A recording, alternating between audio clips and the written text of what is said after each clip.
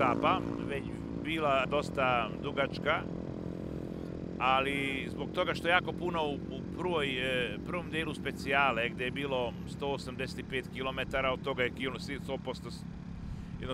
100 km su bile dine, i to velike dine. L3, to znači baš treba puno kvačilati da bi motor mogao da me izvuče. Na nekim deonicama nisam mogao da se snađem tako kako bi trebalo, jer motor nije htio da me izvuče. Dosta je bio mekan pesak, pa sam morao da nađem alternativne putanje da bi ipak pokupio ček tačke, ali uspeo sam sve, tako da je sve u redu, ali to je donelo do gubitka.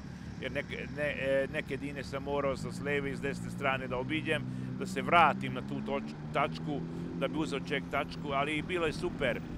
Probao sam i sebe i motor da zaštitim koliko mogu.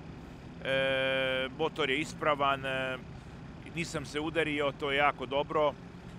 Sad idem da napravim veliki servis na motoru, ulje i filtere, sve moram da promijenim. Prednji točak sam udario jako, to moram isto da promijenim. Najverovatnije lamele ću da stavim potpuno nove, tako da zategnut ću lanac i imaš još tu što motor treba čistiti, znači imat će jedno 2,5 sata posla, ali super što sam tu i mogu sutra da nastavim 9. dan.